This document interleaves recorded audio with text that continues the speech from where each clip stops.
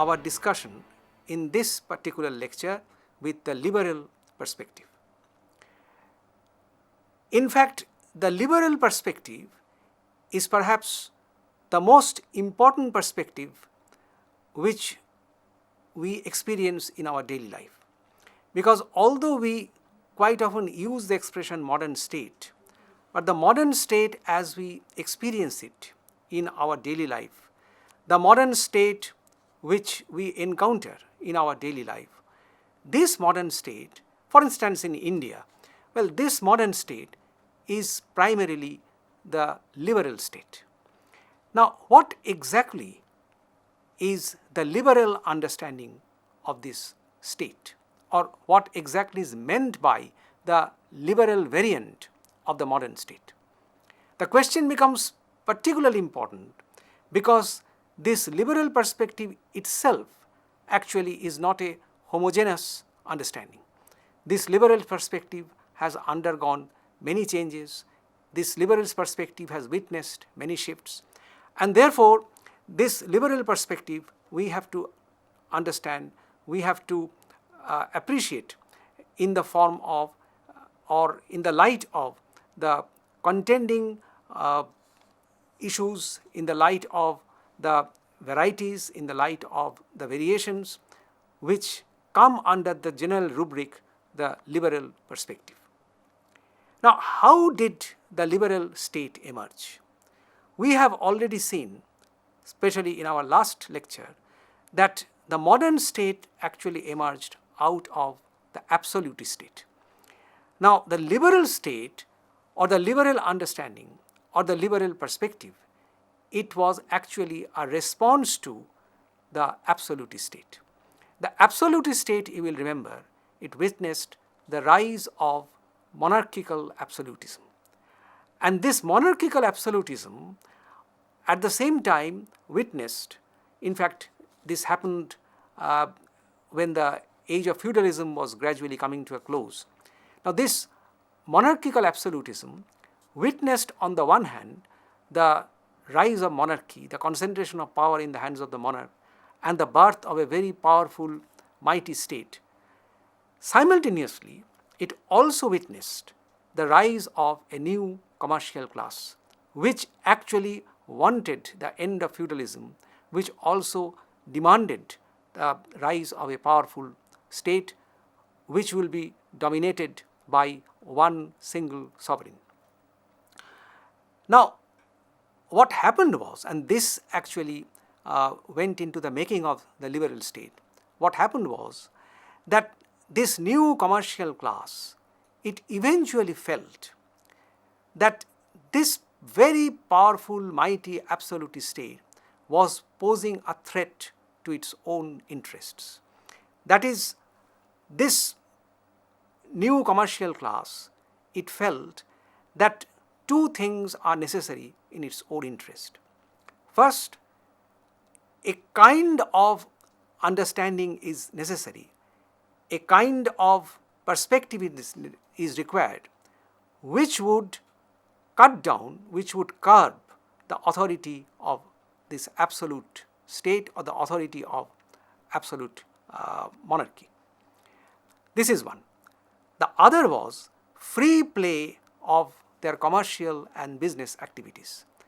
That is, on the one hand, what they required was cutting down, curbing the authority of state, that is a kind of anti-statism, and the other thing that they demanded was freedom of the individual. Because the state itself, this powerful state itself, the absolute state itself, was posing a threat to this rising commercial class. So this is actually what explains the origins of liberalism. And liberalism, the philosophy of liberalism, on the basis of which the liberal state was founded, it emerged in the 17th century, primarily in England, and that too basically in the doctrine of John Locke. Locke's focus on the doctrine of natural rights, which meant that rights to life, liberty and property, they are absolutely sacred, they cannot be interfered with by the state. Well, these have to be guaranteed by the state. That is, a state was necessary, not that the liberal state totally rejected the state, but for the liberals, in the understanding of liberalism, the state is necessary only because the state will have to protect the rights, these natural rights of the individual. This was the basic focus of liberalism. That is, the state is a kind of necessary evil. It is necessary only for the protection of natural rights, and one can very well understand these rights to life, liberty and property. Well, if these are treated as natural rights, this ultimately validates, almost in absolute terms, the right to acquire private property. So this is how liberalism emerged in the 17th century. And this led to, as Professor C.B. Macpherson has explained it beautifully, this led to, right from the very beginning, a kind of contradiction within liberalism itself. Now, what was the nature of this contradiction? On the one hand, liberalism claimed that all men, all individuals are equal in the eye of law.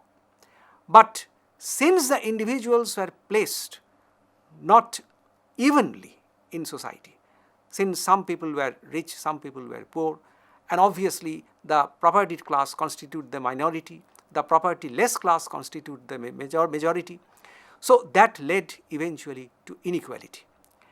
That is, on the one hand, you are talking of liberty, you are talking of freedom of the individual. On the other hand, you are also talking of equality. That is, although you are talking of equal rights of the individual, but the individuals were not placed equally in society. That is, it led to a kind of contradiction between the principle of liberty and the principle of equality. And this actually led to the beginning of a crisis in liberalism.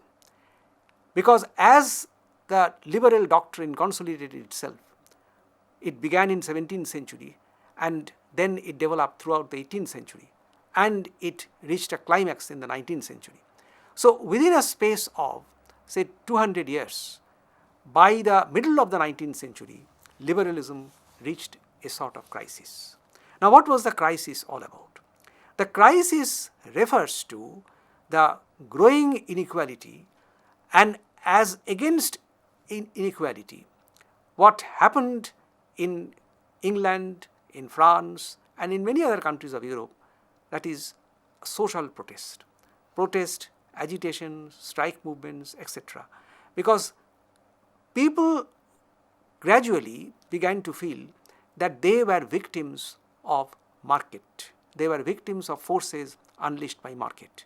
They were virtually helpless victims of those individuals. They were virtually victims of a situation which was primarily controlled by the propertied minority. And so that led to, broadly speaking, a climate of social unrest. And this social unrest climaxed into number of agitations, movements, revolts, etc., etc. So this is how the liberal state began to face a crisis.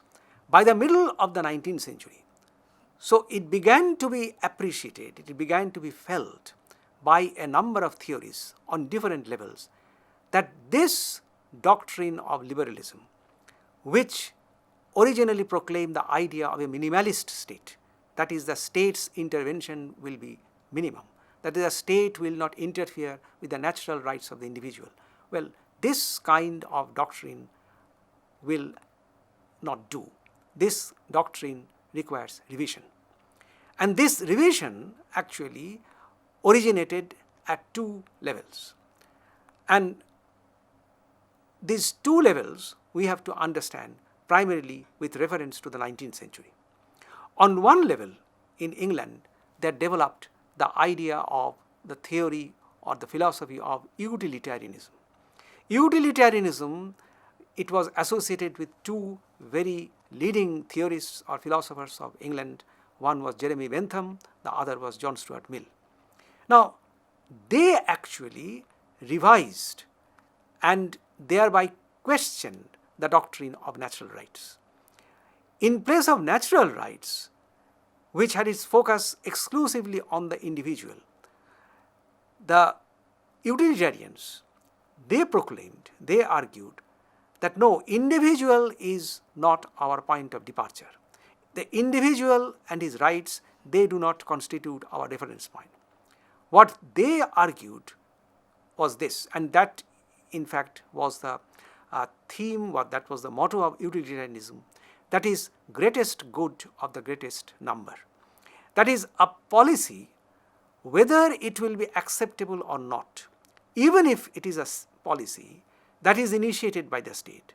Suppose a policy which implies state intervention, suppose it's a policy which interferes with individual rights, well, that will be acceptable if it serves the interests of the collective. That is, if it is in the interest of, if it serves the cause of utility of all, that is utility of the majority, then that sort of policy, that sort of state, well, this will be acceptable. So this was one argument, this was one understanding, this was a kind of perspective which challenged the natural rights doctrine of liberalism. The other doctrine, which was not very much influential in Britain, but still it made an impact on the revision of liberalism, this is a doctrine which was largely associated with a kind of philosophy which broadly is known as English idealism. This English idealist philosophy is associated with a very eminent British philosopher, T.H. Green. T.H. Green, primarily under the influence of Hegel and other German idealistic philosophers, he put forward the idea that in the interest of the collective, in fact, in the interest of individual freedom, it is necessary for the state to intervene. That is, Green's entire doctrine, it tried to put forward and thereby justify the importance of the state in the life of the individual. The essence of his argument was that there is no conflict between individual freedom and the intervention of the state. That is, the collective, it is necessary, it is significant, it is required to promote the life of the individual, to promote the freedom of the individual. So under the impact of these two doctrines, liberalism underwent a revision. By the end of the 19th century and the beginning of the 20th century, we come across a major revision of liberalism, which came to be known as new liberalism. This new liberalism, it was associated with a number of scholars like L.T. Hobhouse, like Harold Lasky, and eventually it is this new liberalism which also, especially in the 1930s, thanks to the contribution of the great economist J.M. Keynes, it gave rise to the doctrine of the welfare state. That is, the individual cannot be just left free in the sense that the individual should not be allowed to be a victim of market forces. In the interest of social justice, in the interest of social stability, in the interest of equity, there has to be a balance between individual freedom and state intervention. That is the original understanding of liberalism, that the state and the individual, their relations are relations of conflict. This whole understanding was revised. The doctrine of new liberalism, associated with the philosophers, associated with the thinkers whom I have mentioned, well, they actually tried to argue, they actually tried to put forward the proposition that no, the individual and the state, they are not related, they are not relations of opposition.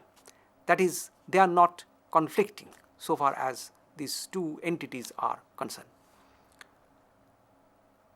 But this whole idea of welfareism, this idea of state intervention, which was the crux of new liberalism, this doctrine also, this understanding, this revised notion of liberalism also was faced with a challenge. It was faced with a challenge in the sense that of course, after the end of the Second World War, welfareism got a big booster.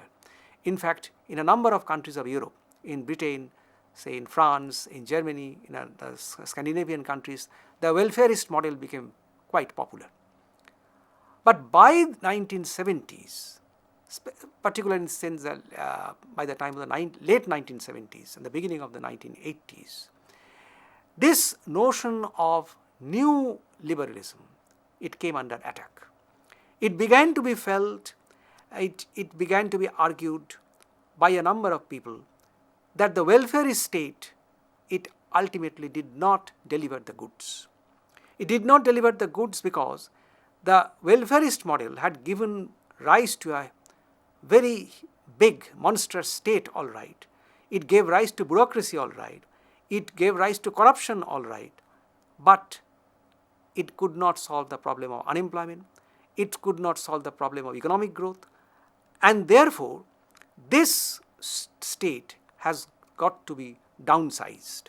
That is, we have to go back to the original spirit of liberalism. That is the Lockean understanding of liberalism. That is, the state is a necessary evil. So, down with welfareism, out with this very big, powerful state. Well, that became the motto of a new understanding, new perspective of liberalism.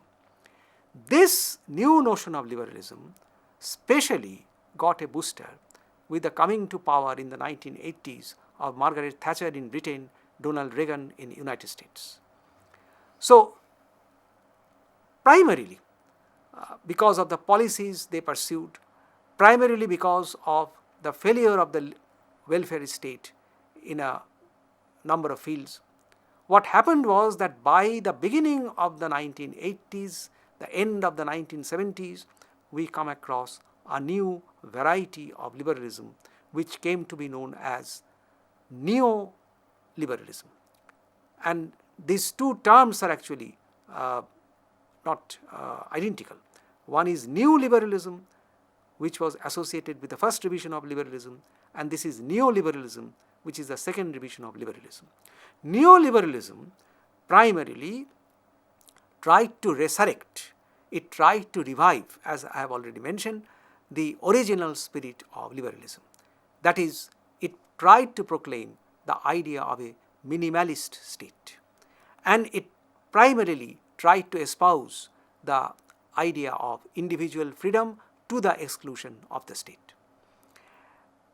Three writers, three philosophers are largely associated with this notion of neoliberalism or with this neoliberal doctrine of state. These three persons are, one is Friedrich Hayek of Germany, the other is Milton Friedman of the United States, and finally Robert Nozick. Now, so far as political science is concerned, political theory is concerned, it is Robert Nozick who is considered as the most outspoken champion of neoliberalism. Very briefly, Robert Nozick's understanding is this. His entire theory is primarily based on the defense of rights. He, first of all, argues that state intervention in the life of the individual, it is synonymous with interference with individual freedom. The state intervention, whatever be the context, whatever be the pretext, it is a necessary threat to individual freedom. And Robert Nozick's understanding is based on the premise that so far as liberalism is concerned, the liberal spirit, well, it is a spirit which primarily honors, which primarily sanctifies the spirit of individual freedom. So individual freedom to the exclusion of everything, and of course to the exclusion of state, that is the motto of Robert Nozick's understanding of what has come to be known as neoliberalism. Now, how does Robert Nozick develop his understanding or his perspective? Robert Nozick's understanding may broadly be interpreted or may broadly be viewed in terms of, first of all, his notion of the state of nature. He believes that so far as human beings are concerned, in the state of nature, well, they were otherwise quite able, they were quite capable of protecting their interests, protecting their rights.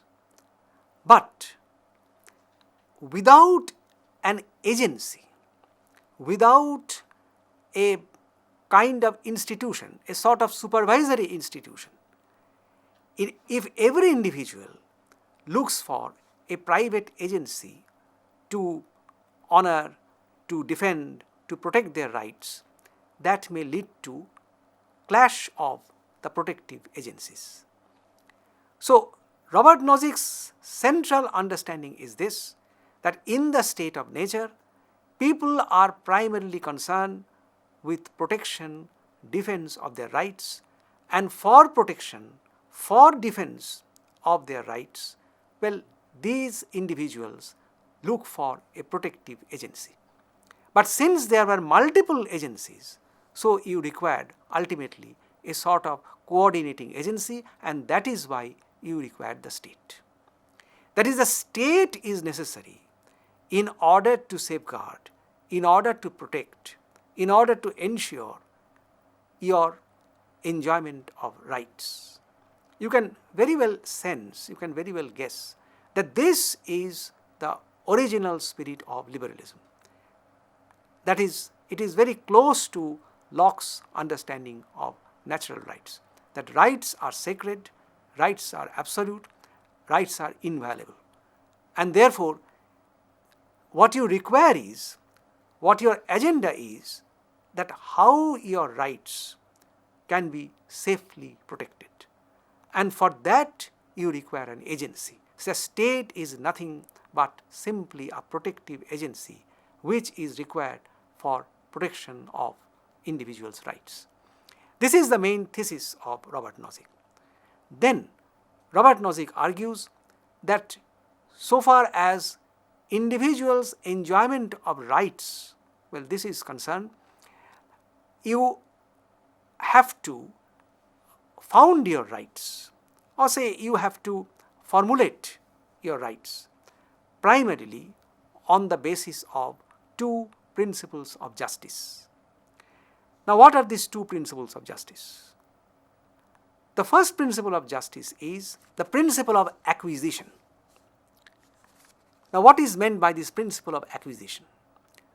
Robert Nozick's understanding is very simple, that if there are resources in society which stand unclaimed, that is, there is no claimant of those resources, then there is nothing wrong for an individual to claim those resources and transform those resources into one's private property.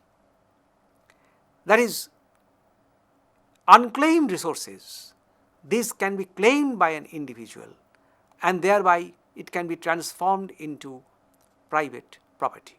There is nothing wrong, there is nothing immoral about it. The second principle of justice, according to Robert Nozick, is this, that is known as the principle of transfer.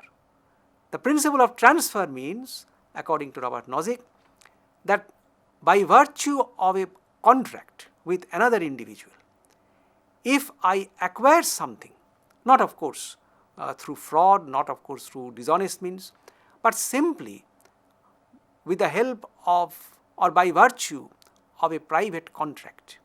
If I acquire something, that is, if someone's resources, if someone's assets are transferred to me, then that becomes legitimately my private property, and there is nothing wrong, there is nothing immoral, there is nothing unethical about it.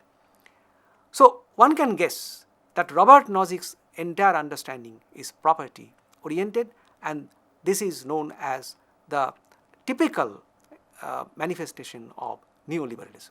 Finally, we have to argue that liberalism, it has traveled a long path. It began with certain ideas, it began with certain principles, it was revised first in the form of neoliberalism, then by the end of the 1970s and beginning of the 1980s, it underwent a second revision, it became neoliberalism. But if somebody asks the question that what is the future of neoliberalism, then perhaps one has to raise a lot of uncomfortable questions.